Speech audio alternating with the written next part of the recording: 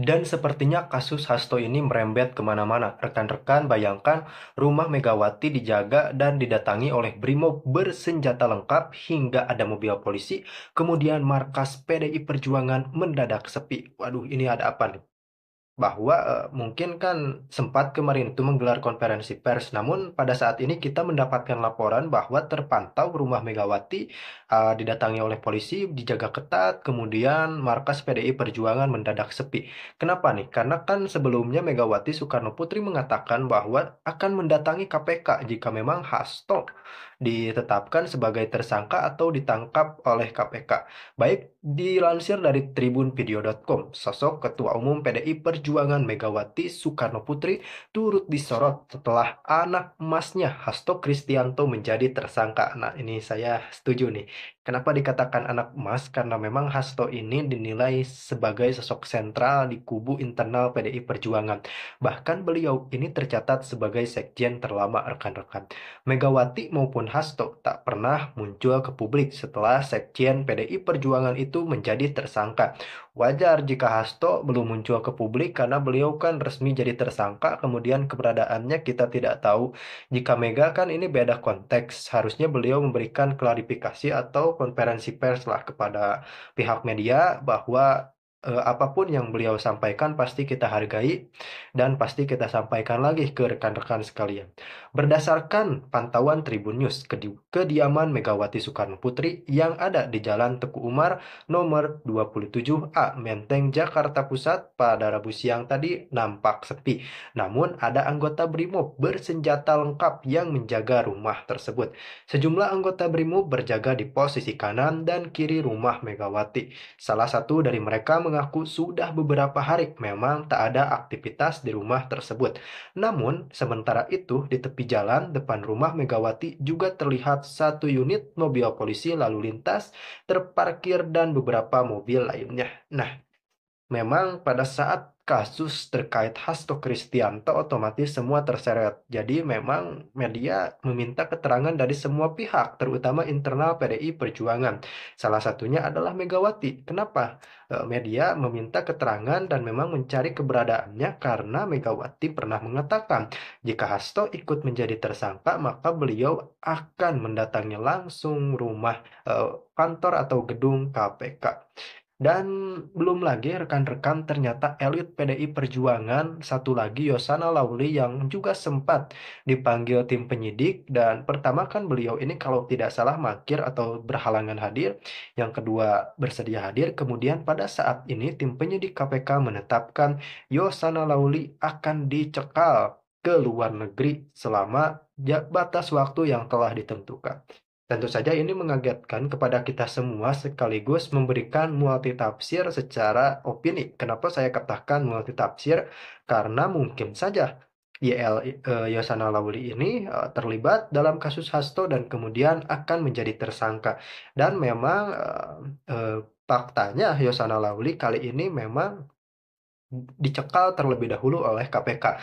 Namun perlu dicatat rekan-rekan, sama sekali sama sekali Yosana Lawli belum ditetapkan menjadi tersangka, jadi memang statusnya baru sebatas dicekal. Namun kita akan melihat bagaimana si KPK ini kok bisa sekelas Yosana Lawli dicekal, tentu saja ada problem apa nih?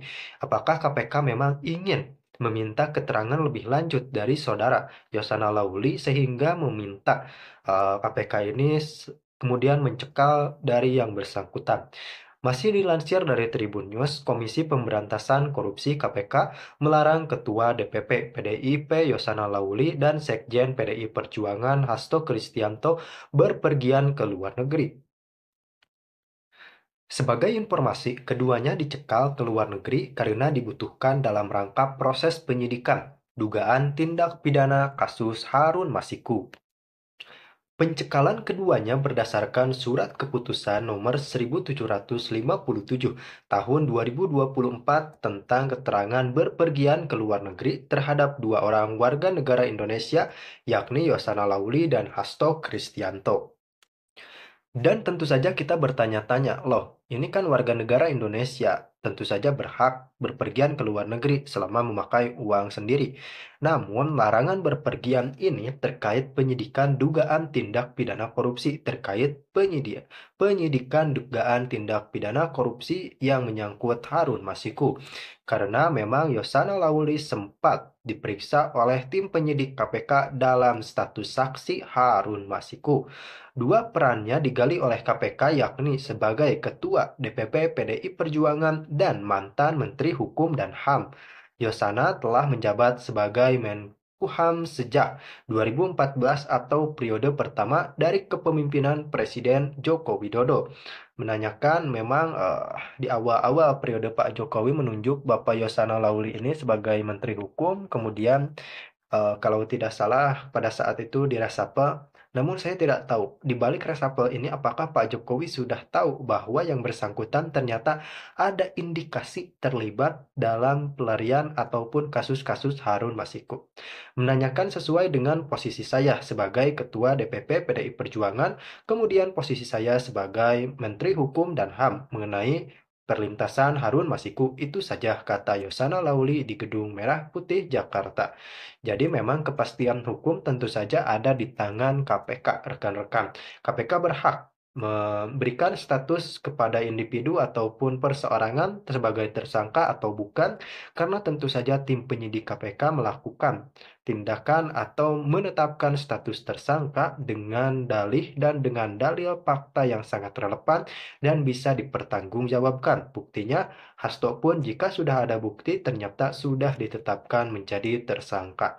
Kemudian dia menjelaskan bahwa surat dari DPP PDI yang dikirimkan kepada MA bertujuan untuk menyelesaikan perbedaan tafsiran terkait penetapan calon legislatif yang telah meninggal dunia pada pemilu 2019.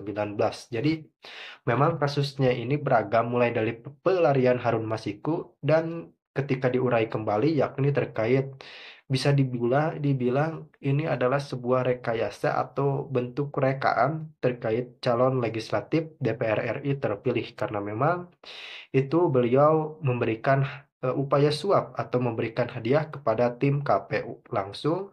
Ya, kita lihat bahwa kita akan terus menanti bagaimana perkembangan dari kasus Hasto Kristianto dan memang pada situasi pada saat ini seolah genting, Brimob pun dikerahkan dan kenapa saya katakan genting, ini dikerahkan dengan senjata lengkap seperti perang rekan-rekan ya.